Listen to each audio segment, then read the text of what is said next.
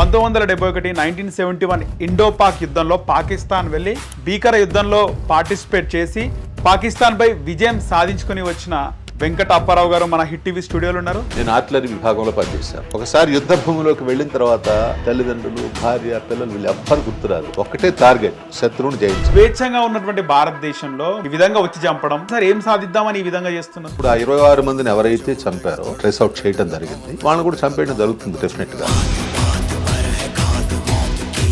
చావు గురించి భయపడటం కానీ వెన్ను తిప్పటం కానీ సైనికుడికి ఉండదు.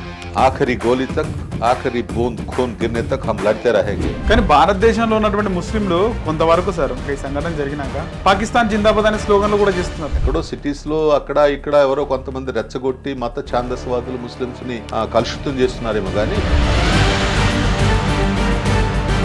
ముస్లింస్ కి లోపల ఉంటుందా పాకిస్తాన్ కూడా మా దేశం అని? మరి మన ఇండియన్స్ ముస్లిమ్స్ ఎవరైతే ఉన్నారో అక్కడ పాకిస్తాన్ లో చాలా మంది ఉన్నారు. పోనీ అక్కడ వాళ్ళని ఏమైనా ప్రేమగా చూస్తున్నారంటే వాళ్ళు చేసే తప్పుడు పనులు ఏంటంటే వాళ్ళ బ్లడ్ లో మనుషులను చంపడం అనేది ఒక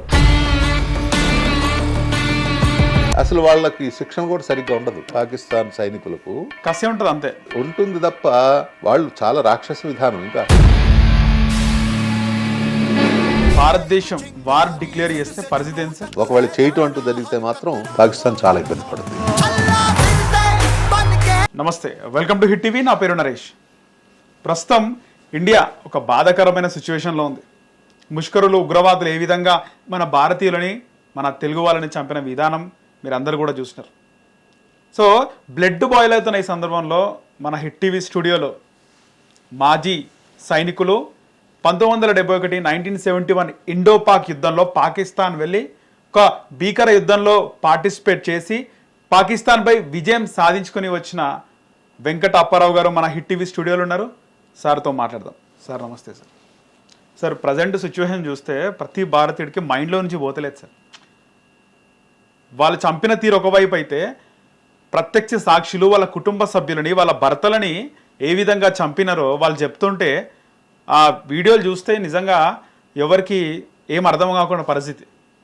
ఎందుకు ఈ విధంగా మన స్వేచ్ఛంగా ఉన్నటువంటి భారతదేశంలో మన బతుకు మనం బతుకుతుంటే ఈ విధంగా వచ్చి చంపడం, వాళ్ళ మోటైన్ సార్ ఏం సాధిద్దామని ఈ విధంగా చేస్తున్నారు? ఇప్పుడు మీరు చెప్పిన విధంగా మనిషి సరే అక్కడ చనిపోయినా ఎక్కడ చనిపోయినా ఆ కుటుంబంలో విషాదం ఉంటుందనేది వాస్తవం. బట్ జరిగిన సంఘటన చూసినప్పుడు ఏంటంటే కేవలం వాళ్ళ కుటుంబ సభ్యులు మాత్రమే కాకుండా యావత్ భారతదేశంలో ఉన్న ప్రతి పౌరుడు, ఇంకా చెప్పాలంటే ప్రపంచవ్యాప్తంగా చాలా బాధపడుతున్నారు. అవును సార్, చాలా చాలా బాధపడుతున్నారు. అది సామాన్య ప్రజలు కావచ్చు, పొలిటీషియన్స్ కావచ్చు, ఎవరైనా కావచ్చు. సో వాళ్ళకి అసలు మీరు ఎందుకు ఇది చేస్తున్నారంటే అసలు వాళ్ళు ఎందుకు చేస్తున్నారో వాళ్ళకే తెలియదు. వాళ్ళకు ఒక సిద్ధాంతం అంటూ లేదు. సాధిస్తారా సార్ ఏమని ఇవన్నీ చేసి? ఏం సాధిస్తారు? ఇప్పుడు 26 మందిని చంపేశారు. ఏంటి వాళ్ళు సాధించింది? ఇప్పుడు ఆ 26 మందిని ఎవరైతే చంపారో వాళ్ళు ఆల్రెడీ వాళ్ళ ఫ్రేమ్స్, వాళ్ళ ఫొటోస్ అవి కూడా మనం ట్రేస్ అవుట్ చేయటం జరిగింది. వాళ్ళని కూడా చంపేయడం జరుగుతుంది డెఫినెట్గా. ఈ మారణకాండకి అంతం ఎప్పుడు అంటే ఇవాళ కొత్తగా జరిగిన సంఘటన కాదు ఇది. ఇంతకుముందు కూడా అనేక సంఘటనలు జరిగిన విషయం మీకు తెలుసు. అవును, అది పుల్వామా సంఘటన కావచ్చు. 44 మంది మన జవాన్స్ బాంబ్ బ్లాస్ట్లో చనిపోయారు. అలాగే ఈవెన్ వాళ్ళు మన పార్లమెంట్ మీద కూడా దాడి చేశారు. అవును సార్, అమర్నాథ్ యాత్రికుల మీద దాడి చేశారు. ఇంకా చెప్పాలంటే చాలా ఉన్నాయి సంఘటనలు, వన్ బై వన్. సో యుద్ధం అంటే సైనికులకి, దేశానికి మధ్య జరిగే యుద్ధం వేరు. ఈ టెర్రరిజం అనేది అసలు అర్థం లేదన్నమాట. అర్థం లేదంటే అసలు వాళ్ళకంటూ ఒక సిద్ధాంతం లేదు. వాళ్ళని ఏంటంటే ఉసిగొల్పి ఏదో చేసి ఇస్లామిక్ దేశంగా టోటల్ ప్రపంచాన్ని మార్చాలి అనే ఒక కాన్సెప్ట్ ఏదో పెట్టుకున్నారు తప్ప అది సాధ్యమా? ఇక్కడ మనుషులు చంపితే ఇస్లామిక్ రాజ్యం వస్తుందా? నువ్వు 26 మందిని చంపినంత మాత్రాన, 40 మందిని చంపినంత మాత్రాన మిగతా వాళ్ళందరూ నీకు సపోర్ట్ చేసి నువ్వే మాకు రాజు అని చెప్పి వాళ్ళకి ఏమైనా పట్టం కడతారా? Is it possible? సో వాళ్ళు చేసేది ఏంటంటే రెచ్చగొట్టబడిన వ్యక్తులు, వాళ్ళకు ఒక సిద్ధాంతం లేదు. వాళ్ళలో చాలామంది అతి తక్కువ చదువుకున్న వ్యక్తులు, కొంతమంది విద్యావంతులు కూడా ఉన్నారు, ఇంజనీర్స్ కూడా ఉన్నారు. వాళ్ళకేంటంటే మత పిచ్చి, ఒక మాట చెప్పాలంటే మత ఛాందసవాదులు అనొచ్చు.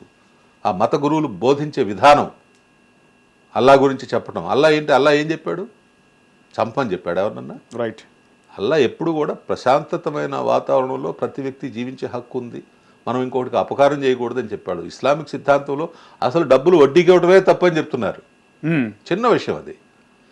అంతటి మహత్తరమైన గ్రంథాల్లో ఉన్న విషయాన్ని తప్పుదో పట్టించి ముస్లిమ్స్ అందరూ చెడ్డవాళ్ళు కాదండి, ఇట్లాంటి దుర్మార్గుల మూలంగా ఈ విధంగా జరుగుతుంది. ఇప్పుడు టెర్రరిజం అనేది కేవలం ఇక్కడ ఒక చోటే కాదు, యావత్ ప్రపంచవ్యాప్తంగా ఉంది. Example America world trade centre మీద కూడా దాడి చేసింది టెర్రరిస్టులే కదా. అసలు వీళ్ళకి ఎక్కడి నుంచి వస్తుంది డబ్బంతా? కానీ భారతదేశంలో ఉన్నటువంటి ముస్లింలు కొంతవరకు సార్ ఈ సిచ్యువేషన్ జరిగినాక, ఈ సంఘటన జరిగినాక పాకిస్తాన్ జిందాబాద్ అనే స్లోగన్లు కూడా చేస్తున్నారు. వాడెవడో పనికి మాలిన వెధవ ఒకడో ఇద్దరో చేసి ఉండొచ్చు కానీ అందరూ అనట్లేదు అందరూ. ఇప్పుడు అక్కడ అనుకుంటే ఇవాళ ఆ ఇన్సిడెంట్ జరిగిన తర్వాత ఈవెన్ ఎక్కడో సంగతి పక్కన పెట్టి మన హైదరాబాద్ మహానగరంలో ముస్లిం సోదరులందరూ కూడా నల్ల రిబ్బన్స్ పెట్టుకొని వాళ్ళకి వ్యతిరేకంగా నిరసన తెలియజేశారు. So that's good. మనం ముస్లిమ్స్ అందరిని అనకూడదండి. అలా అనుకుంటే అసలు ఏ ఒక్క ముస్లిం కూడా ఇక్కడ ఉండడానికి అవకాశం ఉండేది కాదు. సో కొంతమంది చేస్తున్న దౌర్భాగ్యమైన లోపల ఉంటుందా సార్, వాళ్ళు ముస్లిమ్స్ కి లోపల ఉంటుందా పాకిస్తాన్ కూడా మా దేశం అని? అది ఇన్నర్గా ఏముంటుంది అంటే ఇప్పుడు అది తప్పు కదా. ఎందుకంటే నువ్వు ఈ దేశంలో ఉండి, ఈ గడ్డ మీద ఉండి, ఈ గడ్డ మీద తింటూ, ఈ గడ్డ మీద పిల్లలు కంటూ, ఈ గడ్డ మీద ఆస్తులు సంపాదిస్తూ, ఈ యొక్క భూమి మీద అన్ని అనుభవిస్తూ ఇంకొక పరాయి దేశానికి అంటే మన ఇంట్లో తినుకుంటూ పక్కోడికి సపోర్ట్ చేయడం కరెక్టా? వెళ్ళిపోతే అయిపోతుంది దాని బదులు. అయ్యా అబ్సల్యూట్లీ, నీకు అంత ప్రేమ ఉంటే వెళ్ళిపో, you can go, don't stay here.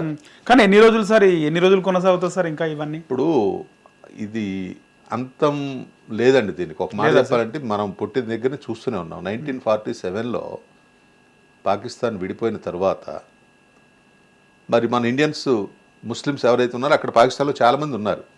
పోనీ వాళ్ళనే ఉన్న హాయిగా ఉంటున్నారా? అక్కడ ముస్లిమ్సే ఉంది. మన ఇండియా నుంచి వెళ్ళిన ముస్లిం ఇండియా నుంచి పాకిస్తాన్ మీద ఉన్న ప్రేమతో వాళ్ళు అక్కడ వెళ్ళి స్థిరపడ్డారు. పోనీ అక్కడ వాళ్ళని ప్రేమగా చూస్తున్నారంటే వీడు ఇండియా వాడు, వీడు హిందుస్థాన్ మహాజుద్దీర్ ఏదో అంటారు. సో వాళ్ళని కొడుతున్నారు, తిడుతున్నారు, చంపుతున్నారు. సో అక్కడ దాకా ఎందుకంటే వాళ్ళు చేసే తప్పుడు పనులు ఎన్నంటే వాళ్ళు ఎంతమందిని చంపారో తెలుసా? మీకు ఐడియా ఉందా? ఇండియన్ ముస్లిమ్స్ని చంపారు. బెలూచిస్తాన్లో దాదాపు 2 లక్షల మందిని చంపారు. వాళ్ళు ముస్లిమ్సేగా. అంటే వాళ్ళు సపరేట్ దేశం కోరుతున్నారు కావచ్చు కాక, కానీ అది చాలా మందికి తెలియని విషయం. కానీ 2 లక్షల మంది చంపారు అక్కడ. ఆఫ్ఘనిస్తాన్లో 4 లక్షల మంది ముస్లిమ్స్ని చంపారు. పాలస్తీనాలో ఇతను జనరల్ జియావుల్ హక్ ఉన్నప్పుడు పరిపాలనలో ఒకే ఒక రాత్రి 10,000 మంది పాలస్తీన్ ముస్లిమ్స్ని చంపించాడు. డబ్బులు కావాలి, డబ్బులు వస్తాయి వాళ్ళకి. ఇక బంగ్లాదేశ్లో లెక్కలేదు, దాదాపు 30 లక్షల మంది ముస్లిమ్స్ని చంపారు. సో చంపటం అనేది సమస్యకు పరిష్కారం చెప్పండి. మనిషిని చంపటం అనేది సమస్యలకు పరిష్కారం కాదు. కానీ ఏంటంటే వాళ్ళ బ్లడ్లో మనుషులను చంపడం అనేది ఒక పురుగుని చంపినట్టు చంపేయటం అనేది అలా ఉంది కొంతమంది. కానీ మన చిన్నప్పటి నుంచి కూడా సార్, అంటే మీరు చిన్న ఉన్నప్పటి నుంచి, మా చిన్నతనం నుంచి కూడా ఎప్పుడు కూడా ఒక మతానికి సంబంధించి లేదా ముస్లింల పైన ఈ విధంగా ఉండాలి, మనం ఏకంగా ఈ విధంగా మనం ఎప్పుడు జవాబు చెప్పాలి సవాల్కు అని ఎప్పుడు కూడా మనకు నేర్పించలేదు. 100% కరెక్ట్. అందుట్లో ఇక్కడ ముస్లిమ్స్ కావచ్చు, హిందువులు కావచ్చు, మీరు గమనించండి, ఎక్కడో సిటీస్లో అక్కడ ఇక్కడ ఎవరో కొంతమంది రెచ్చగొట్టి మత ఛాందస్వాదులు ముస్లిమ్స్ని కలుషితం చేస్తున్నారేమో. కానీ మీరు విలేజెస్కి వెళ్ళండి, ఎక్కడైనా సరే భారతదేశం ఉన్న విలేజెస్ ఉంటారు వాళ్ళు మనం కలిసిమెలిసి బాబాయ్, పిన్ని, మామయ్య, అన్నయ్య, అత్తయ్య అని సంబోధించుకుంటూ అసలు ముస్లిము హిందూ అనే ఒక భేదం లేకుండా కలిసి ఉంటాం. ఎటుగూడి ఈ పొలిటీషియన్స్ తమ యొక్క ఉనికిని కాపాడుకోవటానికి కొంతమందిని రెచ్చగొట్టి ఈ ముస్లిం హిందూ అనే భేదాన్ని సృష్టించి గొడవలు పెట్టడానికి కారణమవుతుంది. అంతే తప్ప ముస్లిమ్స్కి హిందువులకి ఎక్కడ నాకు తెలిసినంత వరకు పర్సనల్గా వ్యక్తులకు మధ్య గొడవలు లేవు. ఇది కేవలం ఇదొక స్టంట్. ఇంకా చెప్పాలంటే వాళ్ళల్లో ఉన్న పొలిటీషియన్స్ వాళ్ళని రెచ్చగొట్టేసి వాళ్ళ యొక్క ఉనికిని కాపాడుకోవటానికి తీసుకుంటున్న ఒక బ్యాడ్ హ్యాబిట్ అనమాట. It's true. చూస్తున్నారు కదా మీరు ఎన్నో. సార్ మీ ఏజ్ ఎంత సార్ ఇప్పుడు? ఎందుకు అడుగుతున్నానంటే తప్ప అనుకోకండి, మీరు 71 వార్లో పార్టిసిపేట్ చేసినారంటే ఎప్పుడో 60కి బిఫోర్ పుట్టిండొచ్చు. అవునండి, నాది ఇప్పుడు 73 ఇయర్స్ ఏజ్. 73 ఇయర్స్. ఓకే. 71 వార్లో ఉన్నాను నేను. ఇందాక మీరు చెప్పినట్టుగా నేను 1969లో ఇండియన్ ఆర్మీలో రిక్రూట్ అయ్యాను. తర్వాత 1971లో పాకిస్తాన్తో జరిగిన యుద్ధంలో నేను కూడా ఉన్నాను. పాకిస్తాను ఖేమ్కరణ్ సెక్టర్లో యుద్ధం చేయడం జరిగింది. ఖేమ్కరణ్ సెక్టర్లో పాకిస్తాన్ వెళ్ళాను నేను. అక్కడ వాళ్ళ మీద 69లో 69లో వాళ్ళ మీద 69లో నేను రిక్రూట్ అయ్యాను. ఓకే 71 ఇండో పాక్ యుద్ధానికి వెళ్ళాం. వెళ్లే ముందు సిచ్యువేషన్ ఎట్లుంది సార్? అంటే అది యాక్చువల్లీ ఆ వార్ రావడానికి మెయిన్ రీజన్ ఏంటంటే వాళ్ళు మన మీద దాడి చేయడానికంటే ముందు బంగ్లాదేశ్, అంటే అప్పుడు తూర్పు పాకిస్తాన్ అనేవాళ్ళు. అవును సార్, పాకిస్తాన్లో కలిసి ఉండే కదా సార్. రెండు ఒకటే, అదేమో తూర్పు పాకిస్తాన్, ఇదేమో పశ్చిమ పాకిస్తాన్. ఇందిరాగాంధీ గారి టైము. అంటే 1947లో దేశం విడిపోయినప్పుడు ఆ రెండు దేశాలు కాదు, ఒకే దేశం. పాకిస్తాన్, దీన్నేమో తూర్పు పాకిస్తాన్, దాన్నేమో పశ్చిమ పాకిస్తాన్ అనేవాళ్ళు. East Pakistan, west Pakistan. రెండిటికి పరిపాలకుడు ఒకడే. అవును, ఒకటే దేశం, ఒకడే అధ్యక్షుడు. అంటే మనకు మధ్యలో భారతదేశం అడ్డం ఉంది. అదేమి ఇదన్నీ ఉంది. సో వీళ్ళు ఏంటంటే మాకు సపరేట్, మా దేశం మాకు ఉండాలి, మీరు ఎక్కడో ఉండి మమ్మల్ని పరిపాలిస్తున్నారు. ఎక్కడో పాకిస్తాన్ అంటే భారతదేశం కొన్ని వేల కిలోమీటర్ల దూరంలో ఉంది. అక్కడి నుంచి నువ్వు మమ్మల్ని పరిపాలించడం ఏంటి? మాకు సపరేట్ అయితే బాగుంటుంది, మాకు సపరేట్ రాజ్యాంగం, అంటే మాకు సపరేట్ అధ్యక్షుడు ఉంటే బాగుంటుందని ముజ్బూర్ రెహమాన్ గారు ఫైట్ చేశారు. ఫైట్ చేసిన తర్వాత అక్కడ ఎవరైతే వ్యతిరేక పోరాటం చేస్తున్నారో వాళ్ళని అణిచివేయటం కోసం పాకిస్తాన్ ప్రభుత్వం రాజ్యాంగ యంత్రాంగం, తర్వాత సైనికులు వెళ్ళేసి అక్కడ ఎవరైతే ఎదురు తిరుగుతున్నారో వాళ్ళని కొట్టడం, చంపటం, అక్కడ ఉన్న ముస్లిమ్స్ని, అదే 30 లక్షల మంది అని చెప్పాను కదా. అప్పుడు ఏమవుతుందంటే వాళ్ళు బార్డర్ బాగా మన ఇది కదా, ఇండియా బార్డర్ కదా, ఆ బార్డర్ నుంచి ఇండియాకి రావటం మొదలెట్టారు క్రాస్ చేసి. వాళ్ళు మేము చచ్చిపోతున్నాం, మమ్మల్ని కొడుతున్నారు, మమ్మల్ని చంపుతున్నారు అంటే మనోళ్ళు కూడా సానుభూతితోటి వాళ్ళని అలౌ చేశారు. బార్డర్ నుంచి లోపల రావడానికి వీల్లేదు, కానీ అక్కడ మనిషి యొక్క పరిస్థితి బాగాలేదు కాబట్టి సానుభూతితోటి అలౌ చేశారు. పోను పోను పోను పోను పోను పోను వాళ్ళ స్ట్రెంగ్త్ ఎక్కువైపోయింది. ఎవరిది? ఈ తూర్పు పాకిస్తాన్ అని అంటున్నాం కదా, అక్కడి నుంచి వచ్చే పౌరులు మన దగ్గర మన దేశంలోకి. ఇప్పుడు ఒకళ్ళు వచ్చారంటే మన ఇంట్లో అన్నం పెడతాము, నలుగురు వచ్చారంటే పెట్టగలము. ఒకసారి 20 మంది వచ్చారంటే కొంచెం ఇబ్బంది అవుతుంది. మన దేశ ఆర్థిక పరిస్థితి ఇప్పుడున్నంత బాగాలేదు అప్పట్లో. ఆ నేపథ్యంలో ఏమైందంటే ఇందిరాగాంధీ ప్రపంచ దేశాలకు అడిగింది, ఇది కరెక్ట్ కాదు, వీళ్ళు ఈ విధంగా చేస్తుంది కరెక్ట్ కాదు అని చెప్పిన తర్వాత కొంతమంది అంగీకరించారు, కొంతమంది అంగీకరించలేదు. అప్పుడు మనం వాళ్ళని విముక్తి చేయటం కోసం అక్కడ ముక్తి బాహిని అనే ఒక బంగ్లాదేశీయులు కావచ్చు, అంటే బంగ్లాదేశ్ తూర్పు పాకిస్తాన్లో ఉన్న వ్యక్తులు కావచ్చు, మనవాళ్ళు కావచ్చు, అక్కడున్న సైనికులతోటి పోరాటం చేయటం జరిగింది. అక్కడ ఎప్పుడైతే పోరాటం మొదలైందో ఇటువైపు పశ్చిమ పాకిస్తాన్లో కూడా వీళ్ళు మన మీద అటాక్ చేశారు. అంటే రెండు వైపులో యుద్ధం చేయాల్సి వచ్చింది. సో 17 రోజులు జరిగింది ఈ పోరాటం. 17 రోజుల్లో అంటే బంగ్లాదేశ్ని టోటల్ పశ్చిమ పాకిస్తాన్ టోటల్ ఆక్యుపై చేసి ఢాకా ముట్టడించి అక్కడున్న టోటల్ సైనికులందరినీ కూడా మనం లోబర్చుకోవటం, అరెస్ట్ చేయటం జరిగింది. ఆల్మోస్ట్ 90,000 చిల్లర సైనికులు. మన గొప్పతనం ఏంటంటే చంపడం అనేది వచ్చింది కదా ఇందాక, ఎవరిని చంపలేదు, గుర్తుపెట్టుకోండి.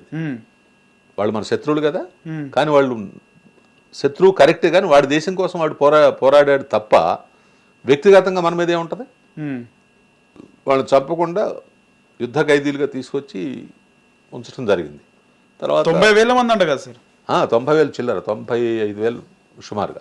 సో ఆ టైంలో మీరున్నారు అక్కడ? నేను ఇటున్నా పశ్చిమ పాకిస్తాన్ ఖేమ్కరణ్ సెక్టర్లో. మీరేం చేస్తున్నారు అక్కడ? ఇటు కూడా యుద్ధం జరుగుతుంది. డిసెంబర్ 3వ తారీఖు స్టార్ట్ అయింది వార్. మేము అప్పుడు బార్డర్లో ఉన్నాం. అంటే బార్డర్లో ఒకసారి ముందు యుద్ధానికి సన్నద్ధం కావడం అంటే ఒక్క రోజులోనే కాదండి, అంత కొద్ది రోజుల ముందు నుంచే ఉన్న అక్కడున్న పరిస్థితులను దృష్ట్యా మేము బార్డర్లో డిప్లాయ్ అయిపోతాం అనమాట. నేను ఆర్టిలరీ విభాగంలో పనిచేశాను. ఆర్టిలరీ అంటే మేము చేసిన గన్ అవన్నీ యాక్చువల్లీ బహిర్గతం చేయకూడదు, మంచి గన్స్ అన్నమాట, రష్యన్ గన్స్. ఇక్కడ నుంచి ఫైర్ చేస్తే 30 కిలోమీటర్స్ దాని రేంజ్ అనమాట. 30 కిలోమీటర్స్లో గురి తప్పదు. దానికంతా ఉంటుంది, ప్లానింగ్ ఉంటుంది, ఎలా ఏంటి అనేది అంతా మీకు వివరంగా చెప్పకూడదు. సో అవన్నీ యుద్ధంలో భాగం అన్నమాట. ఏవైనా ఫెయిల్ చేయొచ్చు డెఫినెట్లీ. దానికంతా ఒక పద్ధతి, ఒక ప్లానింగ్, దానికి అంతా మాకు శిక్షణ, ఏ విధంగా చేయాలి, ఎక్కడున్న ఏ విధంగా వేసేయాలి, ఇవన్నీ ఉంటాయి. దానికి సంబంధించిన విధంగా మాకు ట్రైనింగ్ ఉంటుంది. సో అవన్నీ పక్కన పెట్టేస్తే సో యుద్ధం జరిగింది. యుద్ధం జరిగింది. 17 తారీఖు సీజ్ ఫైర్ అయింది, అంటే ఆపేసాము. ఓకే. అక్కడ బంగ్లాదేశ్లో ఉన్న సైనికులందరినీ పట్టుకున్న తర్వాత వీడు కూడా వెనక్కి తగ్గాడు. ఓకే. అసలు వాళ్ళకి శిక్షణ కూడా సరిగ్గా ఉండదు. పాకిస్తాన్ సైనికులకు కసి ఉంటుంది, అంతే ఉంటుంది తప్ప వాళ్ళు చాలా రాక్షస విధానం. ఇంకా వాడిని తీసుకొచ్చి వారం రోజులు 10 రోజులు ట్రైనింగ్ ఇచ్చేసి యుద్ధానికి పంపిస్తే వాడు ఏం చేస్తాడు? పోరగాడు 17 సంవత్సరాల పిల్లవాడిని పట్టుకుంది మేము. వాడు చెప్పులు వేసుకొని వచ్చాడు యుద్ధానికి. ఓకే. వాడు ఏం చేస్తాం పాపం? చేతిలో వెపన్ ఉందా సార్? వెపన్ ఉంది.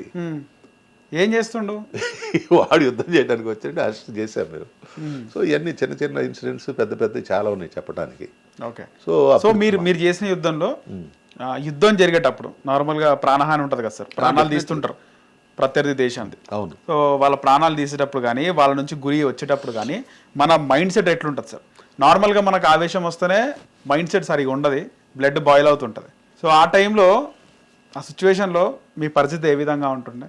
మైండ్ సెట్ ఎట్లా ఉంటుండే? ఇక్కడ ఏం ఆలోచిస్తుండే? అంటే దేశం కోసమా, ఇటువైపు కుటుంబ సభ్యుల కోసం ఆలోచన వచ్చేదా?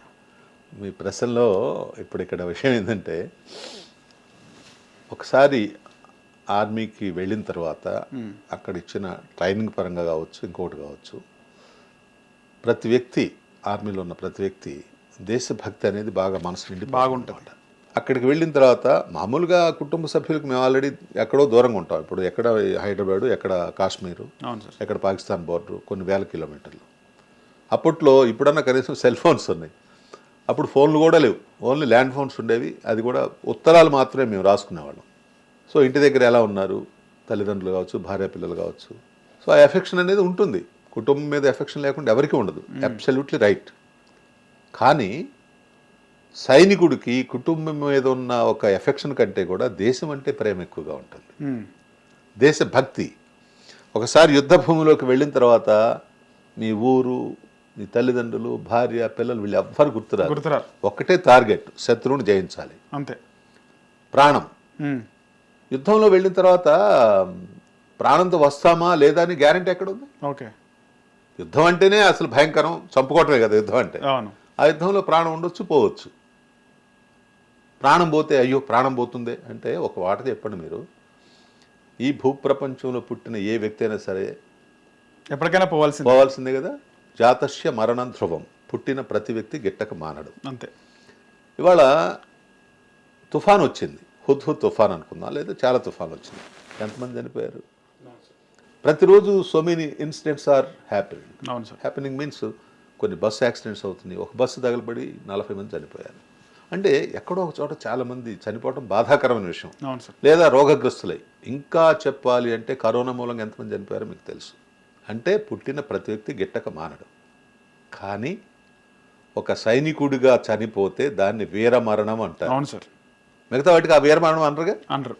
మొన్న దాడి జరిగినప్పుడు ఒక వ్యక్తికి వాళ్ళకి వెదురు తిరిగి పోరాడి చనిపోయాడు, దాని వీరమరణం. హుసేన్ అనే వ్యక్తి ముస్లిం, అబ్సల్యూట్లీ అడ్డుకున్నాడు వాళ్ళని. He's being Muslim are Hindu, that is separate thing. But వాళ్ళని అడ్డుకున్నాడు, ఎందుకంటే మీరు చేసే తప్పు. అది గట్స్ సార్, అది గట్స్. ఎస్, ఆ ప్లేస్లో నేనున్నా అదే చేస్తా. నేను పిరికి పందులా ఎలాగైనా పోతాం, ఎదిరించి పోతే కనీసం ఒక 2-3 నేసేసి పోయాం అనుకోండి, అది వేరుగా ఉంటుంది. సో కాబట్టి చావు గురించి భయపడటం కానీ వెన్ను తిప్పటం కానీ సైనికుడికి ఉండదు. ఆఖరి గోలీ తక్, ఆఖరి బూంద్ ఖూన్ గిర్నే తక్ హమ్, చివరి రక్తపు బొట్టు వరకు, చివరి శ్వాస వరకు, చివరి బుల్లెట్ వరకు ఫైట్ చేస్తూనే ఉంటాం అనేది మా యొక్క ఇది అనమాట. సార్, మీరు యుద్ధం చేసేటప్పుడు మీ పక్కన ఉన్నటువంటి సైనికులు, సోల్జర్స్ చనిపోవడం కానీ, వాళ్ళ గోళీల దాకా చనిపోవడం, ఇలాంటి సంఘటనలు జరిగాయా? జరిగినాయి. అసలు ఇంకా చెప్పాలంటే నేను కూడా పోవాల్సిన అండి. ఓకే. అదృష్టవశాత్తు బయటపడ్డాము. గురి తప్పిందా మీ పైన? తప్పింది, జస్ట్ వెంట్రుక వాసిలో. ఎలా సార్, ఎలా జరిగింది అది? డేట్ ఆల్మోస్ట్ నాకు తెలిసి 1971 డిసెంబర్ 12-13 డేట్స్ ఉంది, సరిగ్గా కరెక్ట్ లేదు. అంటే చిన్న వయసు కదా, ఇప్పుడంటే పరిణితి చెందాము, వయసు పైన పడింది అని గుర్తు. ఆవేశమే ఉంటుంది ఎక్కువ. ఆవేశం అప్పుడు దేశభక్తి, ఆవేశం అనే దానిలో ఏం తేడా లేదు, దేశభక్తి అనే దానిలో తేడా లేదు, అది చెప్తాను. దట్ బిఫోర్ ఆ రోజు మేము బార్డర్లో మా టీం అంతా కలిసి కొన్ని మా వైర్లెస్ సిస్టమ్ని కరెక్ట్ చేయాలన్నమాట, బార్డర్ నుంచి మా గన్ ఏరియా వరకు. దానికోసం బార్డర్కి వెళ్ళాం మేము. నేను వెహికల్ డ్రైవ్ చేస్తున్నాను, డ్రైవ్ చేసుకొని వెళ్ళి కరెక్ట్గా బార్డర్ బండ్ ఉంటుందన్నమాట, అంటే ఒక లిమిట్ వరకు అనమాట. అక్కడ బండి ఆపేసి మేము కిందకి దిగాము. మా వెహికల్ ఉనికిని కనిపెట్టి అటువైపు నుంచి మా మీద ఫైరింగ్ మొదలైంది. మా వెహికల్ వెళ్ళిన రోడ్ మీదే బాంబింగ్ చేసుకుంటూ వచ్చి జస్ట్ నా వెహికల్ ఏదైతే ఆపానో దానికి కొద్ది దూరంలో బాంబ్ బ్లాస్ట్ అయింది. అప్పుడు మేము స్ట్రెంచెస్లో దూకాం. స్ట్రెంచెస్ ఉంటాయి అన్నమాట. ఓకే. జస్ట్ ఆ బాంబ్ షెల్ ఏదైతే ఉందో జస్ట్ అని చెప్పి నా చెవు పక్క నుంచి వెళ్ళింది. ఓకే. వెనకున్న ఆ చెట్టు కొమ్మ కొట్టుకుంటే కొమ్మ విరిగిపోయింది. పవర్ఫుల్. అయితే బ్యాడ్ లక్ ఏంటంటే ఆ బ్లాస్టింగ్లో అక్కడున్న మాకు సంబంధించిన అంటే ఇన్ఫెంట్రీ ఉంటుంది ఫస్ట్లో, ఒక 2 సోల్జర్స్ నా కళ్ళ ముందు పాపం చనిపోయారు. బ్లాస్ట్లో. ఓకే. అది చూసి కొంచెం బాధేసింది. భయం కాదు, బాధేసింది, కోపం వచ్చింది. ఎన్ని కిలోమీటర్స్ దూరంలో ఉన్నారు సార్ శత్రువులు? బార్డరే. ఇప్పుడు కొంచెం just 1 kilometre, 1/2 kilometre, 1/4 kilometre distance ఉంటుంది. ఆర్టిలరీ ఫైర్ అంటే అది దూరం నుంచి వస్తుంది. మంది కూడా ఆర్టిలరీ ఫైర్ దూరం అని చెప్పాను కదా, డిస్టెన్స్ చేస్తారు. అక్కడ డైరెక్ట్ షూట్ చేయడం సార్, డైరెక్ట్ షూట్ చేయడం వేరు. ఇన్ఫెంట్రీ వాళ్ళు డైరెక్ట్ షూట్ చేయడం వేరుగా ఉంటుంది. దాంట్లో కూడా పార్టిసిపేట్ చేశారు మీరు? మాది డైరెక్ట్ షూట్ కాదు, మాది డైరెక్ట్ షూట్ ఇన్ఫెంట్రీ చేస్తుంది. మాది ఇప్పుడు ఇందాక చనిపోయాని చెప్పారు కదా, చెప్పాను కదా వాళ్ళు. మాది ఏంటంటే ఆర్టిలరీ ఫైర్ అంటే మేము బోర్డర్ వీళ్ళ వెనుకుంటాం మేము. సో మేము మా పరిధి కూడా చెప్పాను కదా, డిస్టెన్స్. దాన్ని బట్టి మేము అవతల వ్యక్తుల యొక్క కదలికలను బట్టి మా బాంబ్ బ్లాస్ట్ చేస్తాం. వాళ్ళు అదే చేశారు. ఓకే. బాంబ్ విసిరుతారు? బాంబ్ విసరు కదా, బాంబ్ ఫైర్ అవుతుంది అక్కడ నుంచి, ఆర్టిలరీ షెల్. ఓకే. అదే నేను చెప్పింది. అదంతా ఇంకో కొన్ని చేయకూడదు. సో దానిలో మేము ఆ రోజు 2 పాపం చనిపోయారు. మేము కొంచెం అప్సెట్ అయిపోయాం వాస్తవం చెప్పాలంటే. ఎందుకంటే కళ్ళ ముందు మన ముందు చనిపోతే ఎట్లుంటుందో మీకు చెప్పాల్సిన అవసరం లేదు. సో జరుగుతుంటాయి. యుద్ధం అంటేనే చావుకు తెగించి వెళ్ళిపోవటమే, పోరాటం చేసి. టైమింగ్ ఉంటుంది సార్ యుద్ధానికి, ఈ టైం నుంచి ఈ టైం వరకు? టైమింగ్ అంటే ఇంతకు ముందు ఉండేదండి, నైట్ చేయకూడదు అట్లాంటిది ఉండేది. కానీ ఇప్పుడు నైటే ఎక్కువ జరుగుతుంది. నైట్ బాగానే ఫైట్ జరిగింది, అట్లాంటిది ఏం లేదు. కానీ కొన్ని హాస్పిటల్స్ మీద మనం బాంబింగ్ చేయకూడదు. కొన్ని ఉన్నాయన్నమాట, చర్చిల మీద కానీ దేవాలయాల మీద కానీ వీటి మీద మనం ఏమి బాంబింగ్ చేయకూడదు. సో అప్పుడు ఏంటంటే టెక్నాలజీ ఇంత లేదు. 1971 టెక్నాలజీ చాలా తక్కువ. ఓకే. సో అప్పుడు కేవలం ఏంటంటే ఆ టెక్నాలజీలోనే మనం వాళ్ళ మీద జయించడం జరిగింది. బంగ్లాదేశ్ అవతరించింది అప్పుడే, తూర్పు పాకిస్తాన్ అప్పుడు బంగ్లాదేశ్, ఇండియా సహకారంతోనే 1971లోనే బంగ్లాదేశ్ ఉద్భవించింది అనమాట. ఆ దేశం అప్పుడు బంగ్లాదేశ్ అనే పేరు పెట్టడం జరిగింది. ఇక తర్వాత ఏదేదో జరిగింది. 1971 తర్వాత పాకిస్తాన్కి సంబంధించిన జుల్ఫకర్ అలీ భుట్టో గారు, తర్వాత మన శ్రీమతి ఇందిరాగాంధీ గారు సిమ్లా ఒప్పందం చేసుకోవడం జరిగింది. అప్పుడు బార్డర్ నుంచి సైనికులు వెనక్కి వెళ్ళిపోవడం జరిగింది. వాళ్ళ సైనికులను వాళ్ళకి అప్పగించడం జరిగింది. అప్పుడు శాంతియుతమైన వాతావరణంలో చర్చించుకొని ఏదైనా సరే మనం పరిష్కారం చేసుకోవాలి తప్ప మనం అనవసరం యుద్ధాలు జోలిపోవద్దని కూడా అప్పుడున్న ఒప్పందం, అది మొన్న రద్దయింది. ఈ ఇన్సిడెంట్ తర్వాత మీకు తెలుసు, ఆ ఒప్పందం ఏదైతే ఉందో మనం రద్దు చేసుకున్నాం. అంటే శాంతియుతంగా ఉంటే మీరు మా జోలికి వస్తున్నారు, మేము ఎంతవరకు చేతులు మూసుకొని కూర్చుంటామా, మాకేం దమ్ము లేదా? మేము భారతీయులం, ఎప్పుడు కూడా మేము ప్రాణహాని చేయటానికో హింసకో మేము ఎప్పుడు సపోర్ట్ చెయ్యం. కానీ మీరు మమ్మల్ని హింసిస్తుంటే చూస్తూ ఊరుకోవటం జరగదు. ఇప్పుడు జరగాల్సింది ఏంటంటే వాస్తవంగా ఇందాక నేను చెప్పానో లేదో, మనం ఇక్కడ ఉండి యుద్ధం చేయటమే కాదండి, చూస్తారు మీరు నెక్స్ట్ ఏం జరుగుతుంది మీరు చూస్తారు. మన గౌరవనీయులు ప్రధానమంత్రి నరేంద్ర మోడీ గారు కావచ్చు, రక్షణ మంత్రి అమిత్ షా గారు కావచ్చు, హోంమంత్రి రక్షణ మంత్రి రాజ్నాథ్ సింగ్ గారు, ఎట్ట ఊరుకుంటామండి? How it is possible? సామాన్యమైన పౌరుని నువ్వు చంపడం ఏంటి అసలు? వాళ్ళు ఎక్కడో పాపం పెళ్లి చేసుకొని ఒక హానిమూన్ లాగా వెళితే వారానికే, అది వారం రోజుల్లో భర్త చనిపోయింటే అమ్మాయి పరిస్థితి ఏంటి అసలు? నీకేం మాయరోగం వచ్చింది, నీకేం అవసరం రా? కరెక్ట్ కాదు కదా. సో అలాంటి వాళ్ళని వదిలేస్తే ఇంకా పెట్టలేకపోతూనే ఉంటారు. బాధాకరమైనటువంటి సంఘటన ఏంటి సార్, 2 ఏళ్ల పాపను పట్టుకొని కాలు మొత్తం పాపను చూపించా అంటే కూడా చంపేసినారంట సార్. మరి వాడు మనిషా? వాడు ఎలాంటి ఇదైనా కావచ్చు, వాడు ఏంటి వాడి ఉద్దేశం ఏంటి అసలు? ఏం సాధించడం కోసం? 2 భార్యాభర్తలు వాళ్ళు వెళ్ళి కింద లీనైపోయినారంట భూమి పైన, మమ్మల్ని వదిలేస్తారులే చంపరని. ఆయనని షూట్ చేసిన తర్వాత వేరే వాళ్ళని షూట్ చేసిందేమో అని వైఫ్ అనుకుంటే కొద్దిసేపటికి మొత్తం వెట్ అయిపోయిందంట సార్. లేచి చూస్తే భర్త. ఆ ప్రదేశం ఎంతటి మంచి ప్రదేశం అది, ఎందుకు వెళ్తారు మన వాళ్ళు? ఆ భూతల స్వర్గం లాంటి ప్రదేశాన్ని ఎంజాయ్ చేయడం కోసం వెళ్తారు. అదంతా రక్తసిక్తం అయిపోయింది కదా. తెలుగు వాళ్ళు కూడా 2-3 చనిపోవడం జరిగింది. అఫ్ కోర్స్ అది మనం ఇక్కడ ఒక గొప్ప విషయం ఏంటంటే తెలుగు వాళ్ళు, మలయాళీసు, పంజాబీస్, ఇంకోటి మనకు లేదండి. ఇక్కడ భారతదేశంలో ఉన్న గొప్పతనం ఏంటంటే భిన్నత్వంలో ఏకత్వం. మేము ఆర్మీలో ఉన్నప్పుడు కూడా అనేక రకాల భాషల వ్యక్తులు ఉంటారు మనతోటి, కానీ మేము అసలు ఎక్కడా కూడా భాష పరంగా తెలుగు, తమిళు, హిందీ ఈ అసలు ఆ భేదమే ఉండదు. మేము కలిసిమెలిసి ఉంటాం అనమాట. ఒక మగ్గులో టీ తీసుకుంటే అందరం కలిసి తాగుతాం, ఇది ఎంగిలి అని చెప్పి కూడా అనుకోం. ఓకే. అంత కలిసిమెలిసి ఉండే ఒక వ్యక్తిత్వం మన భారతీయులకు మాత్రమే ఉంది. అది చాలా గొప్ప విషయం కదా అది. మరి అక్కడికి ఎందుకు వెళ్ళారు? భారతదేశంలో ఒక భాగం, ఒక సుందరమైన ప్రదేశం తిలకించడానికి వెళ్ళారు మన వాళ్ళు. వాళ్ళని చంపడం ఎంతవరకు కరెక్ట్ చెప్పండి? సో ఇది ఒట్టిగా పోదు. యుద్ధం జరగటం అంటే ఇప్పుడు ఒక దేశం మీద ఇంకొక దేశం వార్ డిక్లేర్ చేసి యుద్ధం చేయటం ఒకటి, అది 71లో జరిగింది, 65లో జరిగింది. ఇది ఒక రకంగా యుద్ధం అయినప్పటికీ ఇది టోటల్ బోర్డర్ అంతా జరిగే యుద్ధం కాదు, దీని ఆపరేషన్.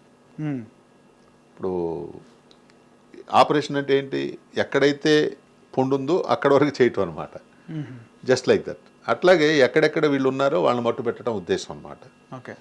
ఆ నేపథ్యంలో ఒకవేళ పాకిస్తాన్ జోక్యం చేసుకొని మన మీద యుద్ధం చేయటం కోసం సిద్ధపడితే అప్పుడు మనం వదిలిపెట్టాం, ఆటోమేటిక్గా యుద్ధం ప్రకటించడం జరుగుతుంది. సో అది ఏ విధంగా జరుగుతుంది ఏంటంటే ఎవరి దగ్గర ఉండే పవర్ వాళ్ళకు ఉంది. ఇప్పుడు అంతకు ముందులాగా లేదు. మన దేశం, మన దేశ పరిస్థితి, మనకున్న వెపన్స్, మనకున్న బలగాలు, చాలా అద్భుతమైన సిచ్యువేషన్ ఉంది మనకు.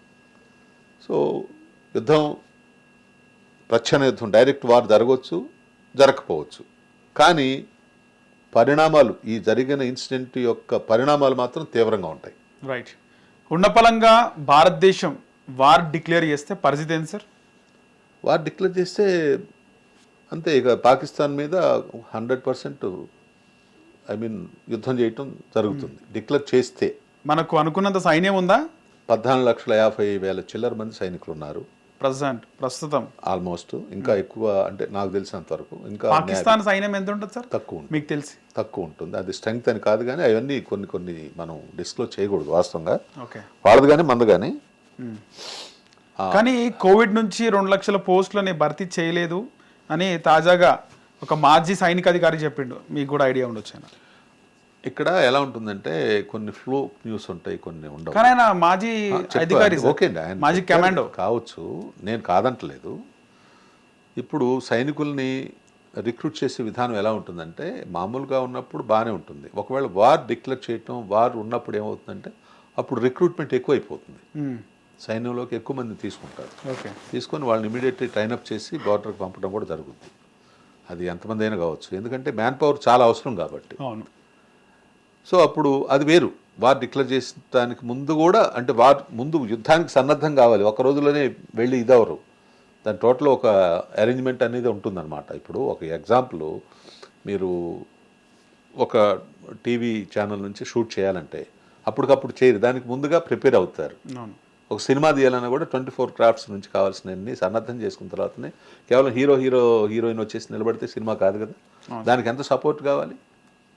ఎగ్జాంపుల్ నేను చెప్పేది. అట్లాగే యుద్ధం చేయాలంటే అనేక విధాలైన విభాగాలన్నీ కూడా ఒక దగ్గరికి రావాల్సి ఉంటుంది అనమాట. సైన్యం బోర్డర్కి వెళ్ళాలి అంటే వాళ్ళకి కావాల్సిన వెపన్స్ అన్నీ కరెక్ట్గా ఉండాలి, వాళ్ళకి కావాల్సిన వెహికల్స్ కరెక్ట్గా ఉండాలి, వాళ్ళ దగ్గర కావాల్సిన మందుగుండు సామాను ఇవన్నీ కరెక్ట్గా ఉండాలి, మెడికల్ ఫెసిలిటీ ఉండాలి, వాటర్ ఫెసిలిటీ ఉండాలి, ఫుడ్ ఫెసిలిటీ ఉండాలి, అన్నీ ఉంటాయి. కానీ ఒక స్థావరంలో ఉన్నప్పుడు వేరు. ఇప్పుడు సికింద్రాబాద్లో ఉన్నారు ఆర్మీ వాళ్ళు ఉన్నప్పుడు ఏంటంటే వాళ్ళకన్నీ ఇక్కడ ఉంటాయి ఆటోమేటిక్గా, ఇవన్నీ అక్కడ షిఫ్ట్ అవ్వాలిగా. యుద్ధం చేసినప్పుడు సైనికుడికి భోజనం కావాలి కదా, వెపన్స్లో ఏవైతే మనకి బుల్లెట్స్ ఉంటాయో అవి కావాలి కదా, ఎప్పటికప్పుడు వాళ్ళు సప్లై చేస్తూ ఉండాలన్నమాట. అంటే ఆ విభాగాలన్నీ కరెక్ట్గా సన్నద్ధం కావాలి, అన్నీ కూడా బార్డర్కి వెళ్ళిపోవాలన్నమాట. So it's take little bit time. మిగతా టైం లాగా ఉండదు, ఎక్కువ టైం ఉండదు, టక అయిపోతుంది, చాలా ఫాస్ట్గా అవుద్ది. సో ఒకవేళ యుద్ధం డిక్లేర్ చేస్తే మాత్రం మనకి ఇబ్బంది లేదు, కానీ యుద్ధం జరగకూడదనే కోరుకోవాలి మనం. ఎందుకంటున్నా అంటే యుద్ధం జరగకూడదని ఎందుకు అంటున్నా అంటే, ఇప్పుడు వాడెవడో టెర్రరిస్టులు వచ్చేసి దాడి చేసిన తర్వాత ఒక దేశం మీద ఇంకో దేశం యుద్ధం చేసినప్పుడు చాలా నష్టం జరుగుతుంది. ఇటువైపు ఉన్నవాళ్ళు చనిపోతారు, అటువైపు ఉన్నవాళ్ళు చనిపోతారు, ప్రజలు కూడా చనిపోతారు. ఇప్పుడు ఇక్కడ హైదరాబాద్లో బాంబింగ్ జరిగింది అనుకుందాం, ఎగ్జాంపుల్. లేటెస్ట్ వెపన్స్ వచ్చినాయి కాబట్టి సామాన్య ప్రజలు కూడా చనిపోతారు కదా. అట్లాగే దేశానికి దేశం సపోర్ట్స్ ఎలా ఉంటుందో కూడా ఇంకా కరెక్ట్గా చెప్పలేం. ఇవాళ ఒకవేళ యుద్ధం జరిగితే నాకు తెలిసినంత వరకు మనకే ఎక్కువ సపోర్ట్ ఉంటుంది, బికాజ్ వాళ్ళు చేసిన పని తప్పు కాబట్టి. అమెరికా 100% సపోర్ట్ చేస్తుంది, రష్యా సపోర్ట్ చేస్తుంది, మిగతా ఈవెన్ ముస్లిం కంట్రీస్ కూడా మనకే సపోర్ట్ చేస్తాయి. ఆడు ఏకాకి అవుతాడు పాకిస్తాన్. అది బెలూచిస్తాన్ కావచ్చు, ఆఫ్ఘనిస్తాన్ కావచ్చు, బంగ్లాదేశ్ కావచ్చు, ఎవరు కూడా టెర్రరిజాన్ని ఎవరు ప్రోత్సహిస్తారు? ఒకవేళ యుద్ధం అంటూ జరిగితే టెర్రరిజం మూలంగానే కదా జరిగేది. దానికి ఎవరు కూడా సపోర్ట్ చేయరు.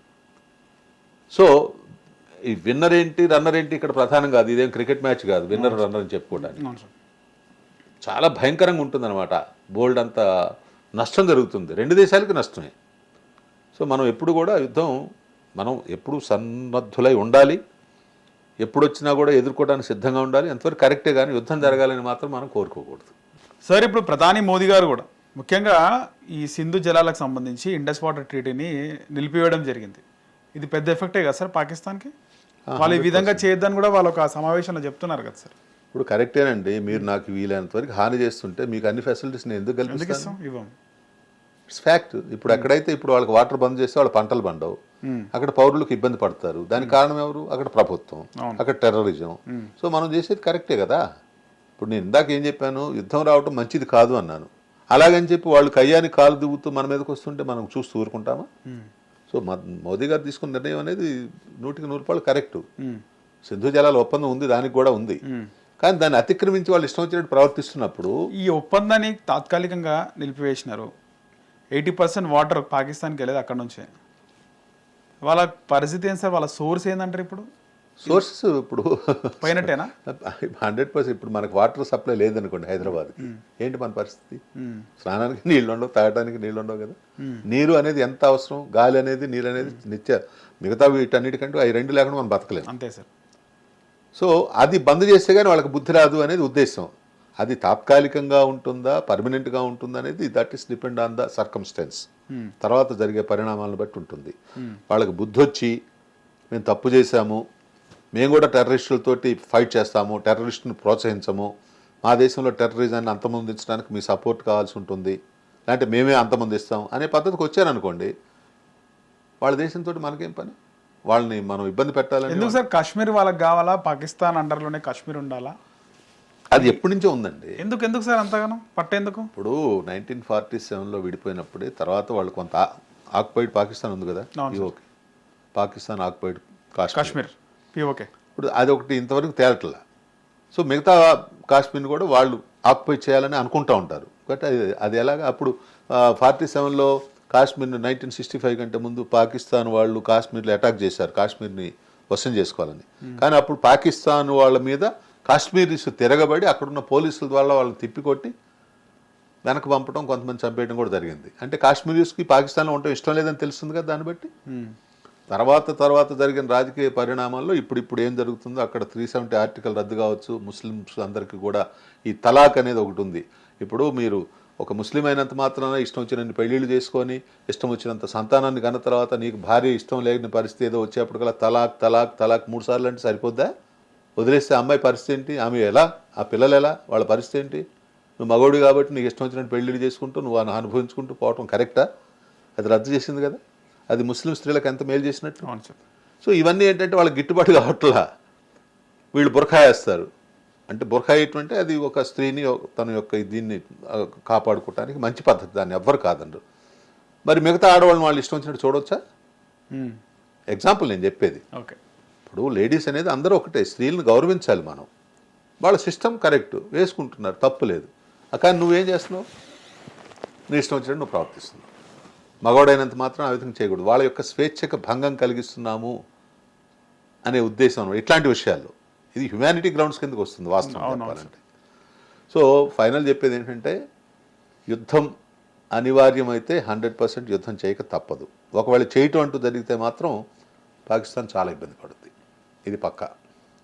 అసలు వాళ్ళ బాధ ఏంటి సార్? అంటే ఇప్పుడు ఇండియా పాకిస్తాన్ విడిపోయింది, కావాలని కొట్లాడినారు, విడిపోయింది. నెహ్రూ అప్పుడు ఉన్నటువంటి జిన్నా ఒప్పందం ప్రకారం పాకిస్తాన్ విడిపోయిన తర్వాత కూడా ఎందుకు భారతదేశం పైన ఏడుపు ఎందుకు సార్? ఇంకా వాళ్ళకి మనకి ఉన్న డిఫరెన్స్ ఇందాక మనం అనుకున్నాం. భారతదేశం అనేది శాంతి శాంతి శాంతి అంటూ ఉంటుంది. కానీ పాకిస్తాన్ ఎప్పుడు కూడా కయ్యాన్ని కాలు దూగుతూ ఉంటుంది. చంపటం చంపటం చంపటం. మీరు గమనించండి, ఎయిర్పోర్ట్కి వెళితే పాకిస్తాన్ వాళ్ళకి సపరేటు, వాళ్ళు మొత్తం చెక్ చేయడం సపరేట్గా ఉంటుంది. వాళ్ళ వీసాలు కూడా అంత తొందరగా రావు, మనకు వచ్చినంత తొందరగా. అంటే ప్రపంచ దేశాలు కూడా వాటిని వ్యతిరేకిస్తున్నాయి. భారతదేశాన్ని గౌరవిస్తున్నాయి. అది ఒక కడుపు మంట. ఇప్పుడు అనకూడదు, పక్కింటి వాళ్ళు చాలా బాగుండేప్పటికల్లా ఈ యువతల వాళ్ళకి ఏంటంటే వాళ్ళు బాగుపడిపోతున్నారే అని ఒక చిన్న కాదు. మనం కూడా కష్టపడదాము, మంచిగా బాగుపడదాము, వాళ్ళు చూసారే మనం కూడా కష్టపడి పైకి వద్దాము, మనం కూడా బాగుపడదాము, మనం కూడా బాగుందాము అనేది లేకుండా వాడు నాశనం కావాలనే కోరుకోవడం తప్పు కదా.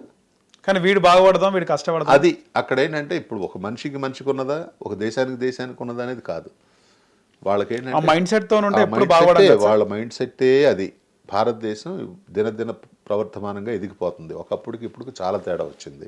విద్యావంతులు ఎక్కువైపోయారు, ఆర్థిక పరిస్థితి బాగుంది, అన్ని విధాల భారతదేశం ఇప్పుడు నిజంగా ఇప్పుడు ఇంకా చెప్పాలంటే మన వాళ్ళు చాలామంది అమెరికా లేక ఇతర దేశాల్లో ఉన్నవాళ్ళు కూడా ఇప్పుడు ఇండియాలో వచ్చేసి ఇండియాలో ఉద్యోగాలు చేసుకుంటున్నారు. అక్కడికంటే ఇక్కడ శాలరీస్ అవి బాగున్నాయని చెప్పి.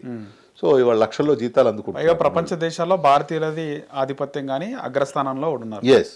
సో అందువల్ల ఏంటంటే వాళ్ళకి కడుపు మంట.